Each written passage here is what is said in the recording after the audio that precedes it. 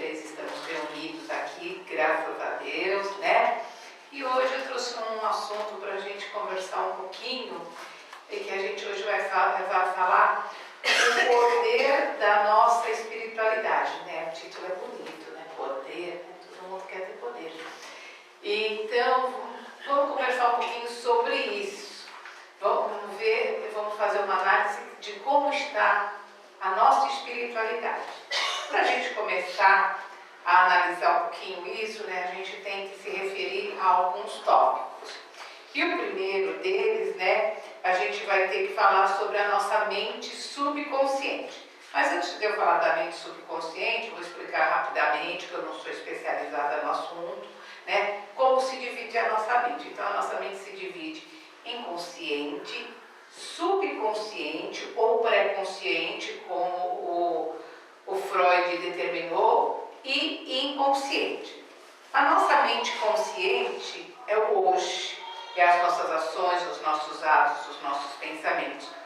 O subconsciente é onde está armazenado, é o chip que está armazenado as nossas vidas passadas. O próprio André Luiz, ele fala isso, que o subconsciente é a soma de todas as nossas vidas anteriores. E ali, no nosso subconsciente, também está gravado os nossos medos, os nossos traumas, as nossas ansiedades, os nossos sentimentos. Então, tudo está gravado no nosso subconsciente. Agora, o inconsciente é a parte primitiva da nossa mente. Embora, né, os cientistas, os psiquiatras, psicólogos, cirurgiões, neurocirurgiões ainda não conseguiram chegar bem no nosso inconsciente, nós sabemos que lá é um ambiente ainda que não foi desbravado, mas que ela condiz com o nosso hoje, porque muitas coisas às vezes escapam do nosso inconsciente e vêm para o nosso consciente. Então, a nossa mente, mesmo sendo dividida nessas três partes, a nossa mente, ela é relacionada sempre com a nossa vida atual. Então, não há uma separação. Por quê? Porque nós somos um eu, somos um todo que temos e já tivemos várias vivências. E tudo vai sendo armazenado. Se a gente quiser entender um pouquinho melhor isso, né, vamos ver hoje, o nosso dia, como é que está sendo a nossa vida. Então, vamos recordar algum momento da nossa infância, que aquele momento mais marcante já foi lá para o nosso subconsciente. Vamos lembrar da nossa adolescência, da nossa juventude, da nossa idade madura, e a gente já sabe tudo aquilo que marcou a nossa vida e que a gente lembra ainda de uma forma muito forte, muito marcante. Tudo isso já está sendo armazenado lá no nosso subconsciente, mas que, como nós vivenciamos agora nessa encarnação, então nós nos recordamos. Então, quando Kardec começou a perguntar para os espíritos, né, sobre a reencarnação e por que o fato de nós não nos lembrarmos, né, das nossas vidas anteriores, então os espíritos explicaram que é jogado um véu sobre a nossa consciência para que a gente possa fazer uma nova caminhada, uma nova jornada, sem nos preocuparmos com as mazelas e com aquelas coisas que talvez nos envergonhassem hoje. Já pensou a gente lembrar, nossa, eu fui um general numa guerra, mandei exterminar uma cidade toda. Como é que eu vou conviver hoje que aqueles que eu mandei matar podem estar aqui, serem todos vocês? Como é que eu conseguiria dar um passo na minha evolução? Fica completamente impossível. Então, a sabedoria divina, né, joga esse véu, mas também nos deu ferramentas que hoje, através do aperfeiçoamento das ciências, através das terapias de vidas passadas, tudo, aqueles que possuem traumas que são marcantes na sua vida, eles, através dessa terapia, têm oportunidade de se livrar desses traumas, né? O Deison, aquele nosso irmão que vem aqui fazer palestra, ele é especializado nisso, mas tem muitos outros irmãos que são especialistas nessas terapias, só que não é uma coisa de modismo, e não é, vou lá saber o que eu fui na outra vida. Não, gente, isso é muito sério, isso está ligado no campo científico e é só para pessoas que têm traumas profundos, que têm fobias, então pessoas, por exemplo, que têm medo de água, né? Que não conseguem nem tomar um banho de chuveiro, que tem medo da água, não olham para o mar porque tem medo do mar, não entram num rio. Essas pessoas têm traumas profundos, provavelmente ligado a alguma vida passada em que ela viveu um momento de constrangimento e de dor num ambiente assim. Então, nós também podemos nos lembrar de certas situações, quando a gente passa em algum lugar e tem assim a certeza que a gente já esteve ali, a gente se sente à vontade, se sente em casa, fala, nossa, parece que eu já vivi aqui.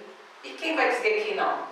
Não é verdade? Então são reminiscências que escapam do nosso subconsciente para a gente poder continuar a nossa caminhada. Essas reminiscências, elas só são reveladas quando da necessidade e do merecimento de cada um.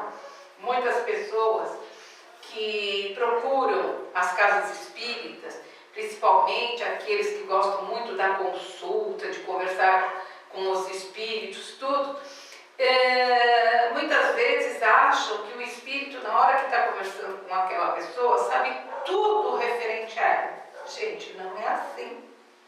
Porque é que nem a gente vai no médico. A gente vai lá, o médico vai fazer um monte de pergunta para a gente, que eles chamam lá de anamnese, para poder identificar mais ou menos como é o nosso modo de vida, a nossa maneira de ser, os nossos hábitos, os nossos costumes. E aí ele vai nos receitar tudo. Aí o médico acertou comigo. Por quê? Porque ele já me conhecia? Não, porque ele tem uma técnica para isso. E os espíritos, a mesma coisa. Então as pessoas acham que os espíritos sabem tudo. Gente, os espíritos que sabem tudo, eles não se comunicam conosco. Eles estão na espiritualidade altíssima, superior, e eles não se comunicam conosco. E outra também, os espíritos até podem conhecer algum fato, mas não nos revelam, porque não é dado saber. Eles guardam para eles.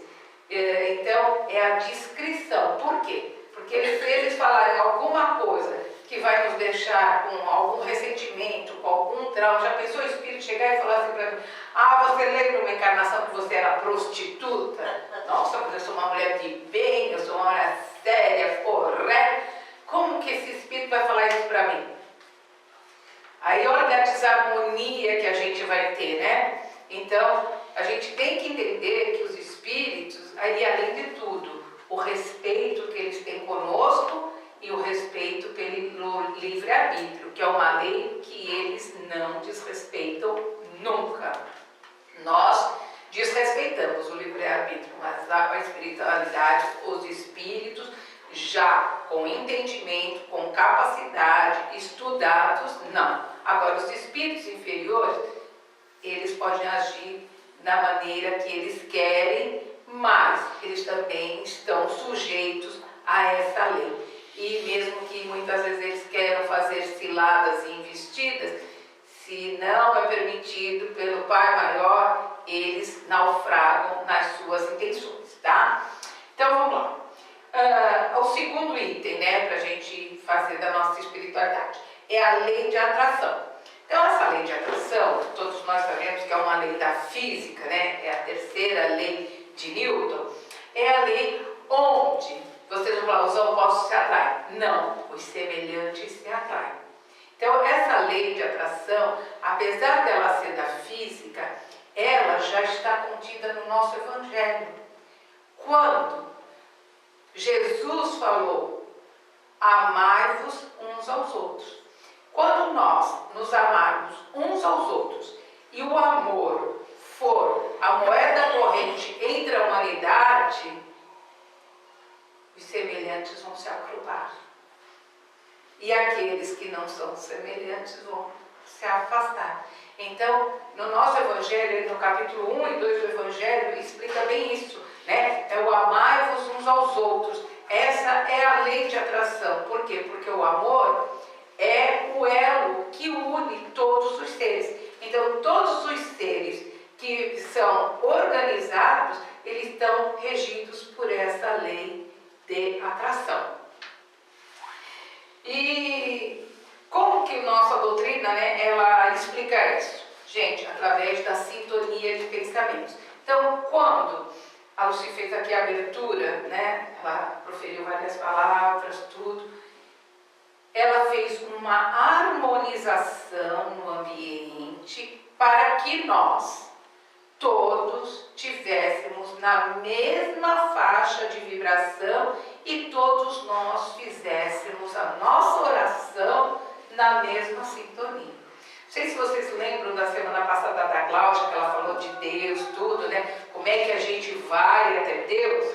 É uma das maneiras da gente chegar até Ele. É na hora que nós entramos em sintonia com o eu superior, com Deus.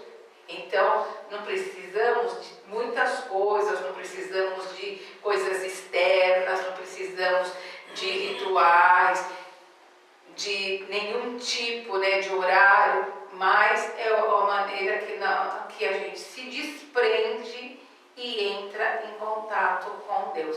Então, como o Espiritismo nos diz, a lei de atração dentro da doutrina é isso, é a sintonia de pensamentos. Como eu já falei várias vezes para vocês, nós sabemos que o nosso pensamento, ele atua em ondas, como um rádio, né? Então, eu sintonizo uma rádio, ela outra, vai depender do quê? Do meu pensamento. Se eu quiser entrar numa sintonia melhor, eu tenho que pensar melhor, eu tenho que vibrar melhor. Se eu quiser permanecer numa sintonia, numa frequência baixa, eu vou continuar. Por quê? Porque eu ainda não treinei, não me habituei a ter um pensamento mais elevado para poder entrar em sintonia com os irmãos espirituais. Isso tanto é verdade que aqui nós estamos aqui conversando na nossa palestra, né, explicando essas coisas, mas nesse momento todos nós estamos sendo assistidos aqui. Então, cada um de nós está sendo assistido. E se nós tivermos uma sintonia boa, que a gente considera boa, aquele irmão espiritual que pode ser o nosso guia, o nosso mentor, um amigo, um parente, né? Ele se achega até nós e suavemente joga para nós boas energias. Então nós achamos que a gente só vai receber energia lá na Câmara de Paz. Não, a gente já recebe desde o momento que a gente entra aqui. E se a gente está nesse ambiente harmonioso, para esses irmãos fica mais fácil se chegar até nós. Nós só temos olhos para a plateia encarnada, mas nós sabemos que a plateia desencarnada é muito maior. E aqueles irmãos que não podem ser trazidos aqui, porque ainda estão em recuperação, ainda estão no pronto-socorro, nos hospitais, nas colônias espirituais, o que acontece? O plano espiritual liga lá o telão e eles assistem tudo aquilo que nós estamos conversando aqui, para eles também poderem fazer a sua reflexão. E quando falamos das passagens bíblicas, evangélicas, automaticamente nessa tela se materializa aquele momento dessas passagens aqui no planeta Terra, tá? Então vamos continuar. Bom, teve um médium muito famoso, um médium maravilhoso, um americano chamado Edgar Cayce, que ele falava: somos aquilo que pensamos. Então vamos pensar positivo, vamos pensar bem, para que a gente possa realmente nos melhorar. Então, a outra é o pensamento positivo. Aí você fala, é uma corrente doutrinária. Sim, tem as seitas orientais fazem, os agnósticos, Rosa Cruz, algumas dessas correntes filosóficas também. Mas nós não podemos nos esquecer, gente, que a doutrina espírita é filosofia, é ciência e é religião. Então, essa filosofia também cabe a nós. E o pensamento positivo, ele está ligado em nós para quê? Para que nós possamos ter força, coragem, para superar tudo aquilo que nós temos que ser submetidos aqui no planeta. Então, aqui ninguém veio a passeio. Todos que vieram aqui vieram para trabalhar e para trabalhar em prol da sua evolução e da evolução do planeta. Agora vocês imaginam, se todos nós só pensarmos em coisas negativas, vibrarmos o mal, o que acontece? O planeta não evolui. Nós não vamos evoluir. Então nós vemos aqui, aí na humanidade, certas criaturas que foram destaque, espíritos de escola, que com nada fizeram muito. Então, o que nós chamamos os abnegados. Então, eu vou falar da Madre Teresa de Calcutá, que ela é bem conhecida, né? Uma albanesa que saiu da sua terra, foi para a Índia, um lugar de pobreza extrema, onde tem muitas doenças. Inclusive, quem vai viajar para a Índia, a primeira coisa que a agência de turismo fala é: não tome água na Índia, não escove os dentes com a água da Índia, você tem que comprar água mineral, porque senão você vai adoecer. Lá não tem esgoto, lá não tem vacinação, lá só tem pensamentos bons, porque é um lugar que tem toda essa pobreza, mas tem uma aura de espiritualização muito grande, tá?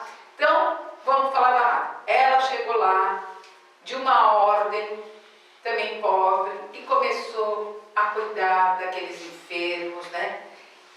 Primeiro nas ruas, depois arrumaram um cantinho lá para ela, e ela dava banho, ela dava comida, e ela acabava adoecendo. Ela teve várias vezes, várias doenças dos assistidos dela, porque ela lá não tinha vacina para precaver, ela tinha as doenças, se recuperava, tudo bem.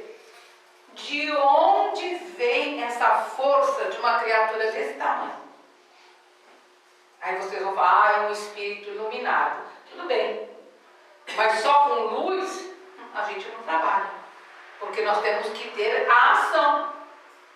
De onde vem tudo isso? Ela tinha essa força de onde? Interior, do lado positivo dela, do pensamento positivo. Eu vou tratá-los, eles vão se curar, eu vou alimentá-los. E ela foi fazendo assim, essa obra que ganhou o mundo e todo mundo a conhece. Não tem um lugar no mundo que nunca ouviu falar dela. E ela fez a sua obra. Aqui no Brasil nós também temos. Nós temos lá o Tadeu, né? Lá na região lá de Uberaba.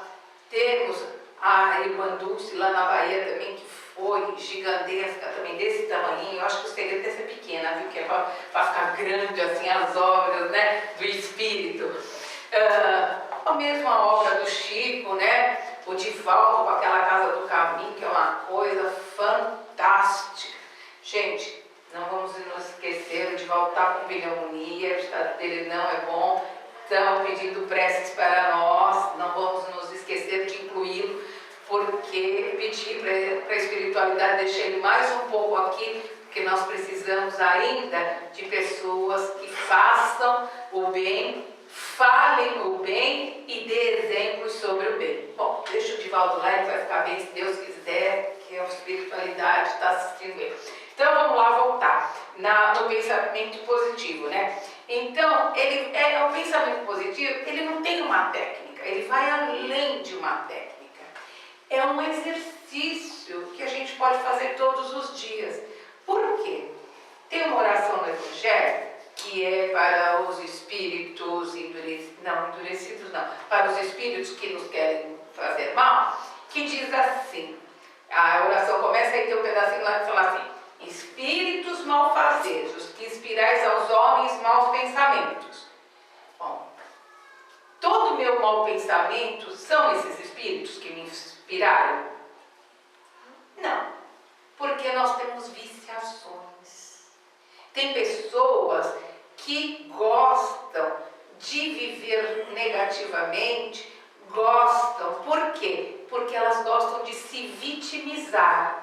Então vocês veem, tem pessoa, a pessoa, você chega, recebe a pessoa: oi, como vai, tudo bem? Ai, estou muito doente. Você dá um confortinho e sai de perto. Por quê? Porque você não aguenta as pessoas só se lamentar. Que não é muro de lamentação. Se vem aqui, vem para aurir força. Força para quê? Para que ela mesma se ajude. A espiritualidade ajuda? Ajuda. Mas se você não se esforçar, é que nem no médico que te receitar o remédio que você guarda na gaveta. Volta no médico: doutor, melhorei. Tomou o remédio? Não, está lá na gaveta. O médico qualquer um? Não. Somos nós que não queremos nos melhorar. Então, o ser humano gosta muito de se vitimizar. E principalmente dizer: eu não mereço. Gente, não existe ninguém que passe por qualquer situação nesse planeta que não mereça. Tudo nós merecemos. O único ser que veio a este planeta e que não merecia nada é Jesus Cristo. Porque é um espírito de alta categoria e que veio aqui numa missão para ajudar esses homens desse planeta Terra a começarem a se transformar para serem realmente um dia um espírito mais avançado e poder atuar no ajuste, ajudar os planetas novos que estão sendo formados e as novas humanidades. Porque nós achamos que nós só vamos trabalhar em prol dos terrestres, dos terráqueos. Não. Como espíritos imortais, cada nível de avanço espiritual que nós tivermos, nós vamos ser chamados para ajudar onde houver necessidade. Então, seja lá nos confins do universo, se nós tivermos a oportunidade e o merecimento de ir trabalhar lá, nós iremos. Qual o problema? Porque nós sabemos que a vida é trabalho. A vida espiritual é trabalho. Porque os espíritos nos dizem: nós não temos férias. Nós temos muito trabalho. Então, nós sabemos que se passar para o outro lado, não vamos ficar sentadinhos em nuvenzinha escutando os anjinhos tocar harpa. Se nós quisermos evoluir, nós vamos passar para outra vida, chegar do outro lado, quando tivermos a consciência, formos despertar. Bom, cheguei aqui, e agora? Me oriente o que eu posso fazer e não ficar do outro lado. Mas eu não tinha que morrer tão cedo, eu tinha que ficar um pouco mais lá. E a minha família que eu deixei? Gente, a nossa família é o universo. Nós nunca estamos sós. Aqueles que nós amamos, onde nós estivermos, estarão conosco. Aonde? Dentro do nosso coração. Então, nós não vamos deixar ninguém, nem ninguém aqui vai ficar abandonado. Por quê? Onde nós nos conectarmos pela vibração e pelo pensamento, nessa sintonia nós estamos nos encontrando, nós estamos juntos, nos harmonizando. Então nós temos que pensar muito isso. Por quê? Porque a morte é inevitável. É a porta que nós entramos, é a porta da vida.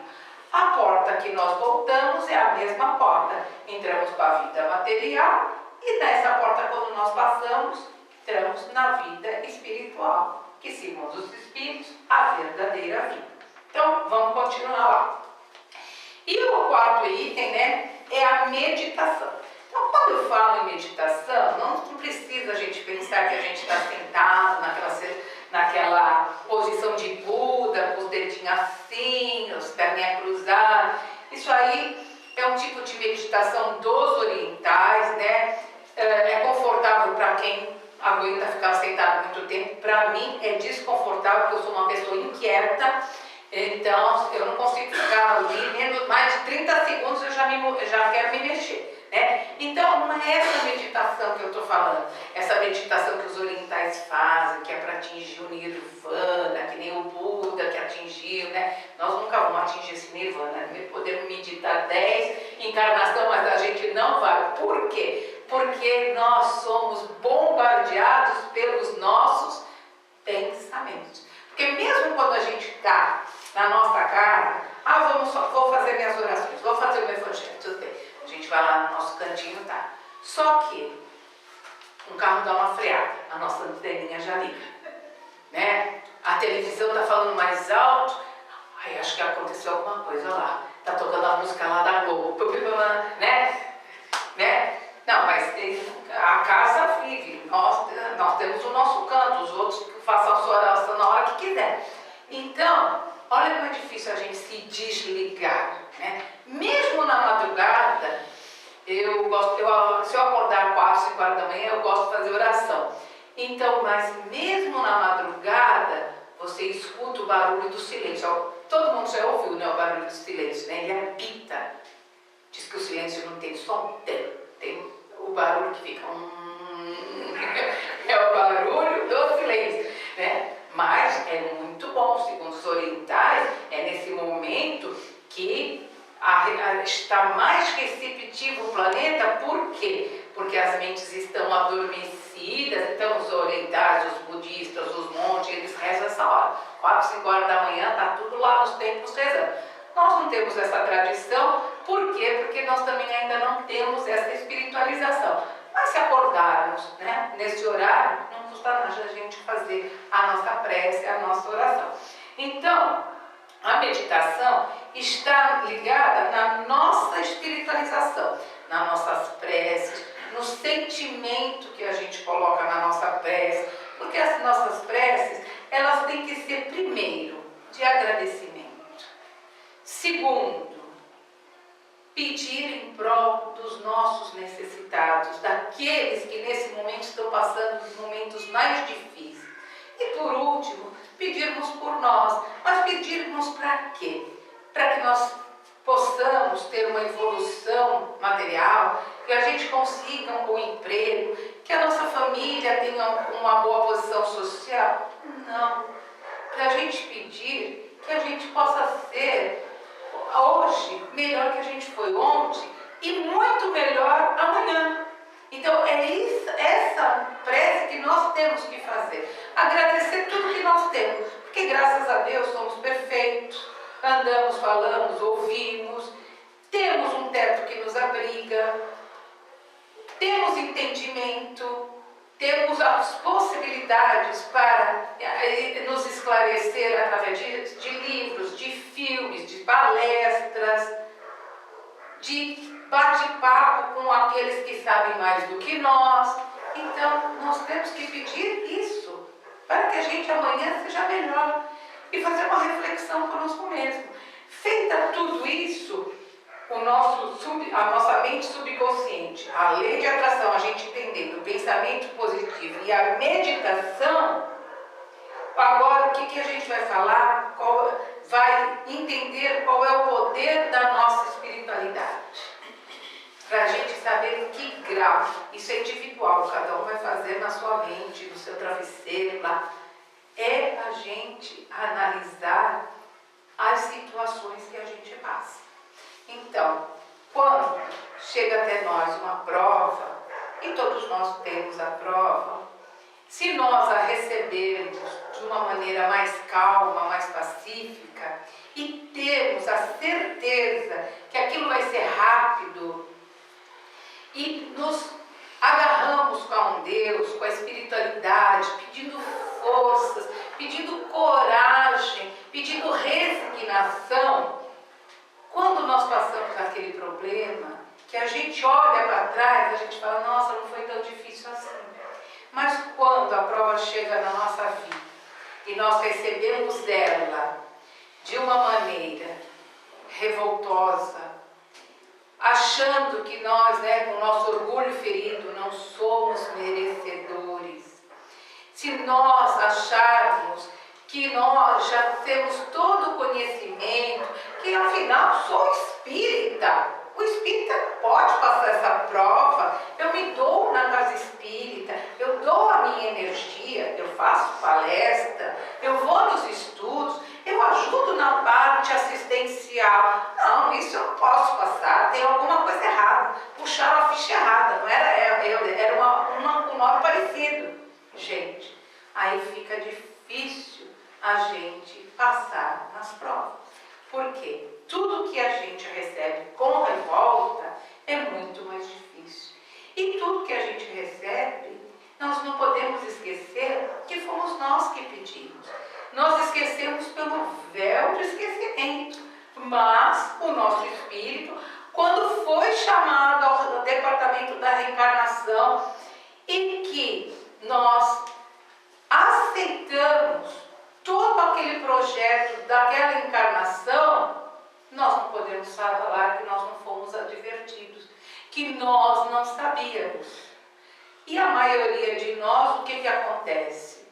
Falha, porque recebemos com a revolta, recebemos com rancor, deixamos que os sentimentos inferiores nos dominem, então o nosso orgulho se exalta, o nosso egoísmo aparece e nós ficamos com muita dó de nós mesmos.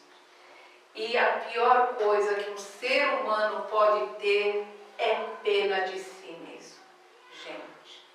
Porque ter pena é só para a ave. A ave é que tem que ter pena. Nós não temos que ter pena de nós. Nós temos que ter de nós, conosco, a consciência que aquilo que veio é para que a gente, no futuro, possa não errar mais. E aquilo é uma lição de onde nós devemos tirar. Eu errei aqui, agora eu vou acertar nesse mesmo aqui. Então, é aí que nós vamos entender qual é o poder da nossa espiritualidade. E assim, libertando a espiritualidade da responsabilidade de resolver todos os nossos problemas, de ouvir todos os nossos queixumes, porque cada um tem que caminhar com as suas pernas. Cada um tem que pescar o seu peixe. Cada um tem que beber a sua água. Só que nós podemos ter tudo isso de uma maneira mais fácil, mais sutil e até mesmo dizer alegre. Por quê? Porque quando estamos passando algum problema e ainda mantemos dentro do nosso rosto o sorriso aberto, é o momento em que abrimos o nosso coração e deixamos entrar dentro desse coração as coisas boas que os outros nos dão e deixamos sair desse coração tudo aquilo de bom, a alegria, a satisfação, o encanto para o nosso irmão. Então, gente, eu vou ler um versinho, uma passagenzinha aqui do Chico para vocês, uma frase dele que tem a ver com isso, né? E que diz assim: leve na sua memória para o resto da sua vida as coisas boas que surgiram no meio das dificuldades. Elas serão uma prova da sua capacidade em vencer as provas e lhe darão confiança na presença divina, que nos auxilia em qualquer situação, em qualquer tempo, diante de qualquer obstáculo. E para terminar, vou falar a frase do rei Roberto Carlos: se chorei ou se sorri, o importante é que emoções eu vivi. Boa noite.